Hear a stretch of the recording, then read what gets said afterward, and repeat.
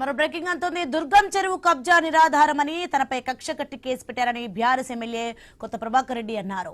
Private వాహనాల parking పెట్టినందుకు case పెట్టారని, దీనిపై న్యాయ పోరాటం చేస్తామన్నారు.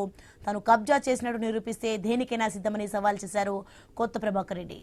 బేషరత్గా కేసును విత్డ్రా చేసుకోకపోతే దుర్గం చెరువు ఎఫ్టీఎల్లో కట్టిన ఇళ్ల ముందు ధర్నా చేస్తానని ఎమ్మెల్యే హెచ్చరించారు.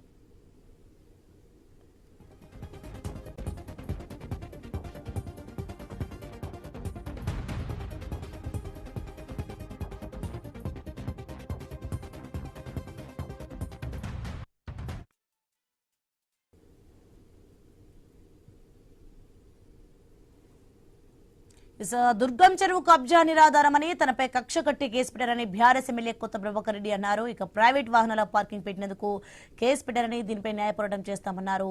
తాను కబ్జా చేసినట్లు నిరూపిస్తే దేనికైనా సిద్ధమని సవాల్ చేశారు కొత్త ప్రభాకర్ రెడ్డి. రైట్కి ఇదే అంశానికి సంబంధించి మరింత సమాచారం మా ప్రతినిధి ప్రవీణ్ ఫోన్లో అందిస్తారు. ప్రవీణ్, మొత్తానికి తాను కబ్జా చేశాను నిరూపిస్తే మాత్రం నేను దేనికైనా రెడీ సిద్ధమని చెప్పి సవాల్ విస్తున్నారు ప్రభాకర్ రెడ్డి. దీనికి సంబంధించి డీటెయిల్స్ ఏంటి? ఇదే కాసేపటి క్రితమే కొత్త ప్రభాకర్ రెడ్డి ఎమ్మెల్యే చిట్చాట్ నిర్వహించారు. దుర్గం చెరువు కబ్జా అనేది పూర్తిగా నిరాధారమైనది, నాపై కక్షతోనే ఈ కేసు పెట్టారంటూ కూడా చెప్పడం జరిగింది. అదేవిధంగా హైకోర్టులో యాక్షన్ పెడితే రెండు ఎకరాలు కొన్నామంటూ కూడా చెప్పడం జరిగింది.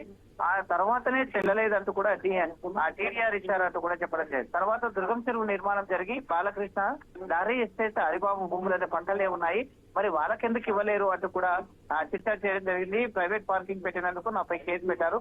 దుర్గం చెరువులో నాకు భూమి లేదంటూ కూడా చెప్పడం జరిగింది. ప్రభుత్వ భూమి కబ్జా చేసినట్లు నిరూపిస్తే దేనికైనా సిద్ధం అంటూ సవాల్ కూడా విసరడం జరిగింది. రోడ్డు మీద చెట్ల కింద వెహికల్ పార్కింగ్ చేసినందుకు కేసు పెట్టారంటూ కూడా చెప్పడం జరిగింది. అక్కడ ప్రభుత్వ భూమి కూడా లేదంటూ కూడా తెలుస్తుంది. అక్కడ ప్రైవేట్ బస్సులో పార్కింగ్ చేస్తున్నారు, ఎవరి పర్సనల్ ఫిర్యాదు చేయలేదు, ఫిర్యాదులో హైడ్రా కనిపిస్తుంది అంటూ కూడా చెప్పడం జరిగింది. కేసు సమాచారం సిబ్బందికి పోలీసులు చెప్పారు. ఆ కేసుపై లీగల్ ఫైట్ చేస్తున్నాం, పోలీస్ స్టేషన్ కు వెళ్తానంటూ కూడా వెళ్తే సహకరిస్తానంటూ కూడా చెప్తూ ఉన్నారు. బేషరతుగా కేసు విత్డ్రా చేయకపోతే ఎంటీఎల్ లో ఇండ్లు కట్టారు, ఆ ఇండ్లను ముందు కూల్చేయండి అంటూ కూడా చెప్పడం జరిగింది. Right, thanks for the information Praveen.